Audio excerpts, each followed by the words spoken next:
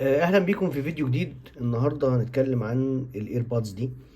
يعني رخيصه وفي نفس الوقت امكانياتها كويسه جدا. سعرها لطيف، بتتكلم تقريبا في 700 جنيه. آم، تعالوا اقول لكم ايه مواصفات الايربودز دي بعد ما استخدمتها الحقيقه فتره.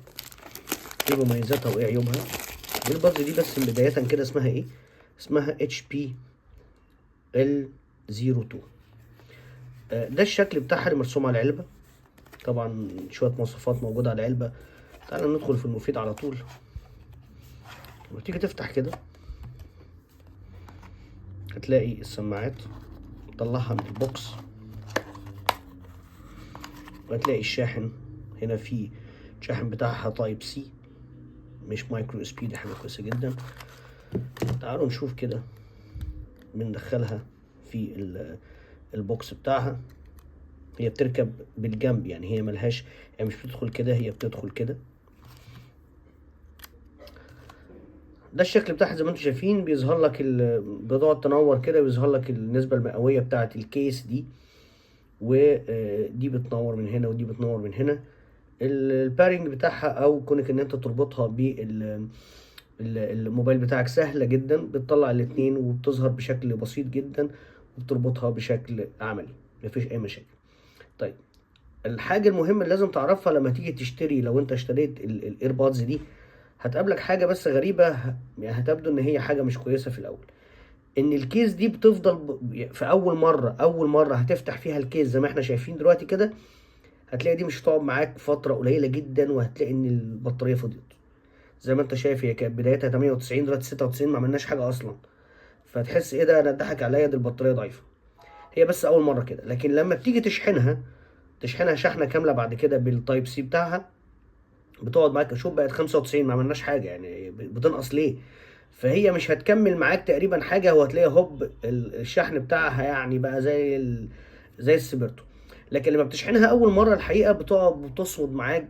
بص، السماعتين دول لو انت بتستخدمهم بشكل متواصل وحاططهم في ودانك، هيفضلوا شغالين معاك حوالي تقريبا 4 ساعات ونص. من 4 ساعات ل4 ساعات ونص شغاله بشكل مستمر. الكيس دي بتقدر تشحنها حتى 3 مرات. طيب، بالنسبة للأداء بتاع السماعة نفسه أخباره إيه؟ لا، بالنسبة لسعرها كويس جدا، ما فيهاش مشاكل. لكن بالنسبة لمايك المكالمات، عشان تاخد أداء كويس لازم تكون في مكان هادي. يعني في مكان، في مكتب، في بيت، مكان هادي، هتطلع أداء كويس في المايك. لكن لو أنت في الشارع، لا، الطرف الآخر للأسف مش هيقدر يسمعك بشكل واضح. يفضل يقول لك ايه ومش عارف إيه، مع ان مكتوب عني ان هي موجوده على العلبه ان هي فيها نويز كانسليشن، لكن ملناش دعوه بالمكتوبه، اللي هي دعوه بارض الواقع اخبارها ايه. الحقيقه بالنسبه لسعرها انا شايف ان هي كويسه جدا. يعني بتنافس حاجات كتير جدا. 700 جنيه النهارده مش مبلغ كبير. او ممكن تلاقيها بارخص كمان في مواقع مثلا زي امازون، زي نون، زي المواقع الالكترونيه بشكل عام. ممكن تلاقيها ارخص من كده. لكن انا بتكلم على استخدامي الشخصي. انا الحقيقه مبسوط منها كاداء وكشحن. بتطول في الشحن بشكل قوي جدا. لكن الحقيقه المايك بتاعها يعني ما تقدرش تعتمد عليه وانت بره. زي ما انت شايف كده وقت 91%. عشان المشكله اللي انا بوضحها لكم دي، هي بس اول مره كده، اول ما بنفتحها بت بتنقص بسرعه، لكن بعد كده بتكمل معاك فترات طويله جدا.